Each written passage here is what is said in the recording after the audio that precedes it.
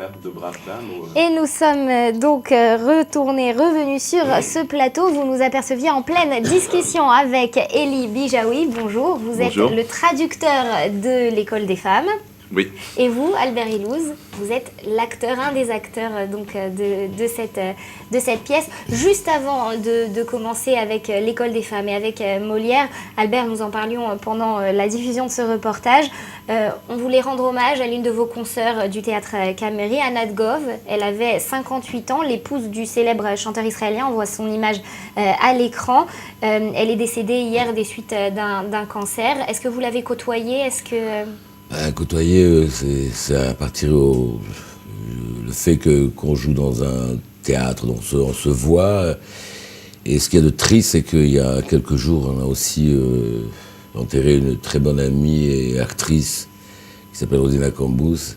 Et comme vous l'avez dit auparavant, vous avez dit la femme d'un grand chanteur.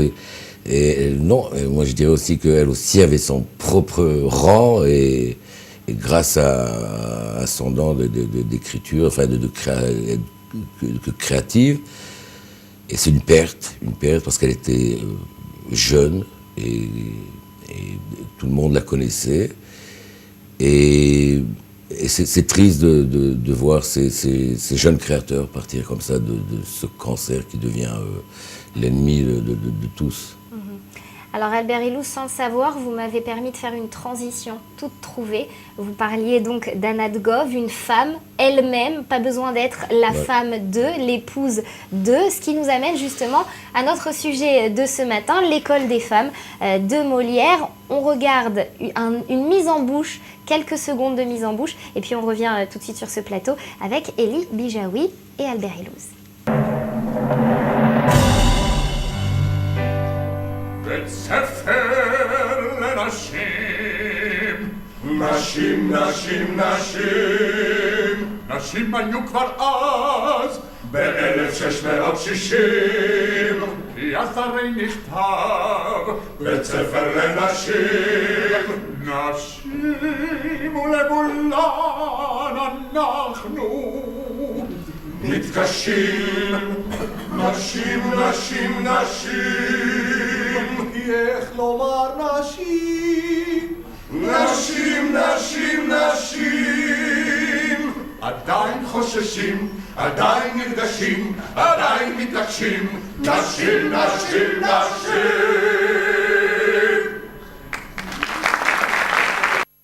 Nachim, Nachim, Nachim, les femmes, les femmes, les femmes.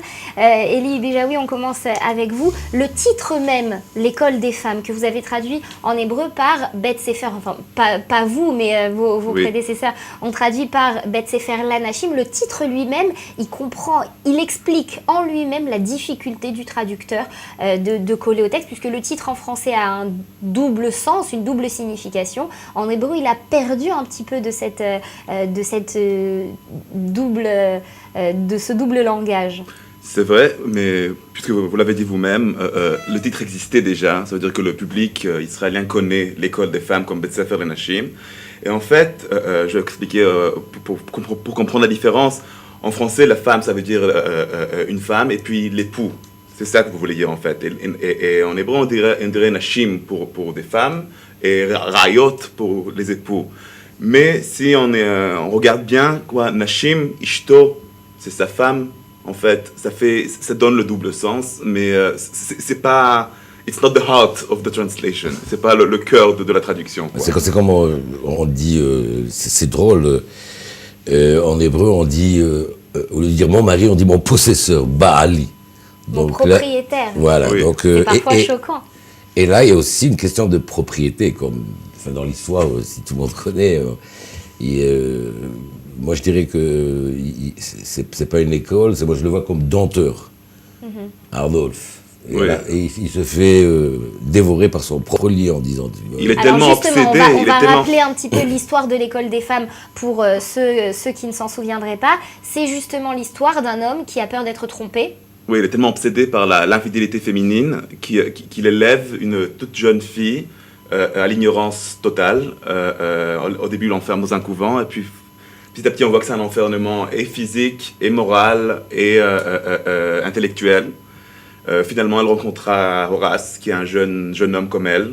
Et puis toutes les petites portes, les portes du cœur et les portes de la maison d'Arnolphe s'ouvriront pour elle. Et puis elle donnera quoi, comment dire, elle donnera, she will give a fight to Arnolphe. On va se battre pour l'obtenir. Oui. Ouais, un duel.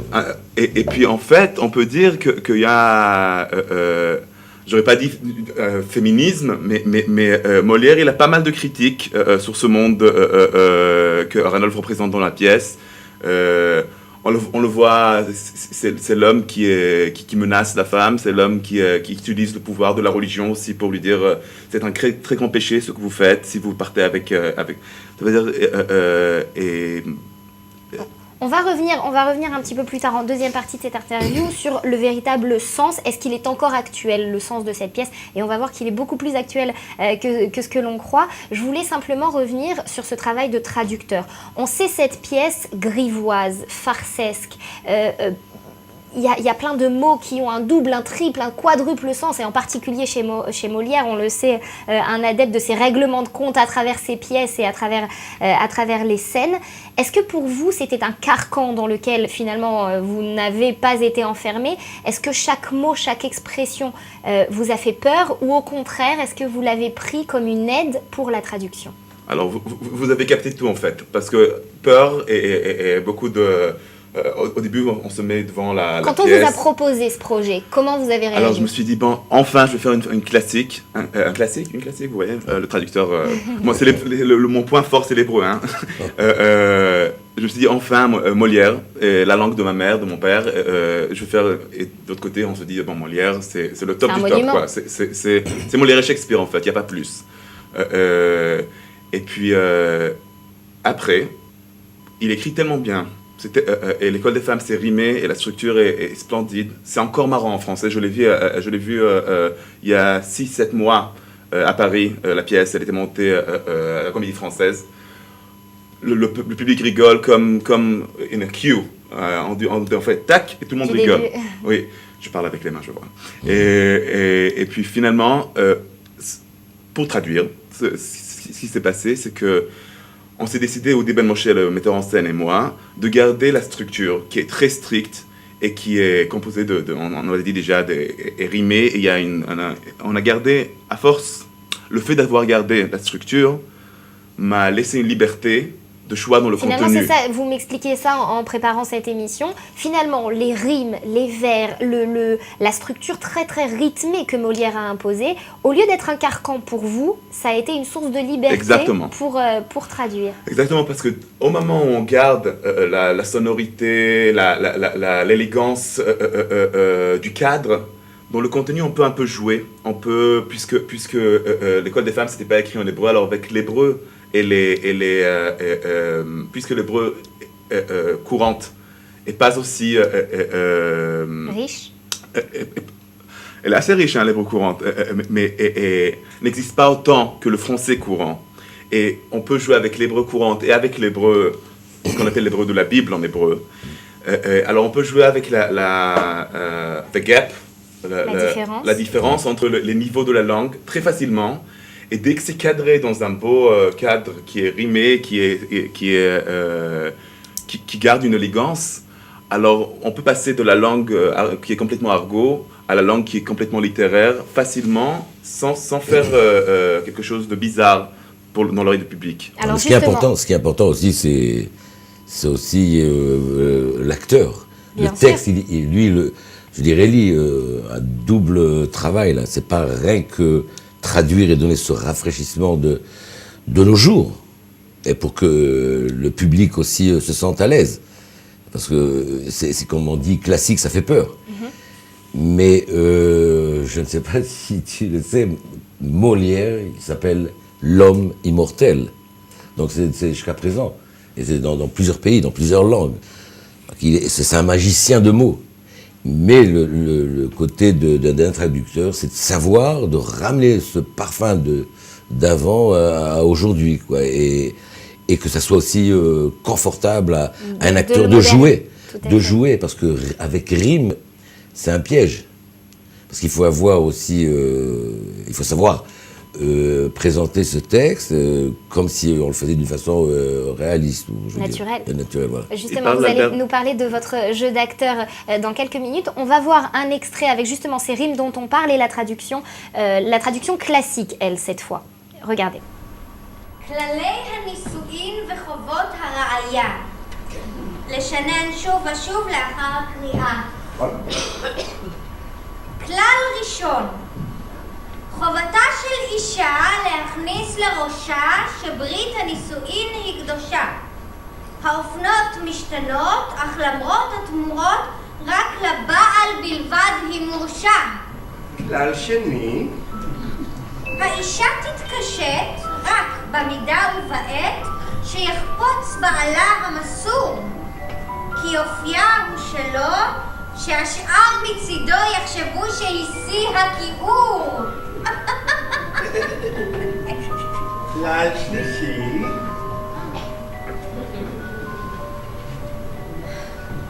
מלבד אורחי הבעל, צניעות אינה מרשה כניסת אורחים הביתה. לא איש ולא אישה. אורח של מדם יהיה מי שיהיה, אינו רצוי אף פעם בבית של מסיה. כלל רביעי, קבלת מתנות מגברים בתכלית האיסור אסורה. כי בימינו גברים לא נותנים מבלי לצפות לתמורה. כלל חמישי, לעולם לא יימצאו בסביבה לא דפים וגם לא כלי כתיבה. לא תלמד, לא תקרא, לא תכתוב, ואם אפשר שפשוט לא תחשוב. כלל שישי, Alors, une femme qui n'écrit pas, qui ne parle pas, qui ne réfléchit pas, c'est en d'autres termes ce qui est proposé dans les maximes de Molière. Est-ce que ce texte, vous l'avez joué en le sentant très moderne et très actuel? Enfin, moi, le rôle que je joue, c'est le père d'Horace. Mais ce que je vois, les autres acteurs aussi le sentent certainement, parce que comme acteur, vous devez vous identifier. Donc, c'est aussi un élément, le jeu, comme je dis, comme l'écriture ou la mise en scène. Et tous ces éléments font la pièce réussie. Enfin. Mais finalement, c'est ce qu'on voit sur cette scène. La scène est vide, il y a très peu de décors. Ça vous laisse à vous, acteurs. Alors, il y a deux possibilités, deux façons de le voir. Soit on considère que vous êtes nu et seul votre jeu d'acteur compte. Soit on considère que c'est une chance parce que c'est vous qui êtes mis au devant de la scène et seul le contenu peut être mis en avant comme il se doit. Eh bien, à vrai dire, le metteur en scène, lui, la scène est nue. Je ne sais pas, roulante. Donc, on le voyait sur ces images et voilà, on le revoit à nouveau, elle tourne. Et il y a même une certaine naïveté dans ce côté mouvement. Ça rappelle même une boîte à musique. C'est ce qu'il y a de beau dans une scène nue. Car là, c'est que l'acteur qui compte, qui a le minimum d'accessoires, de décors.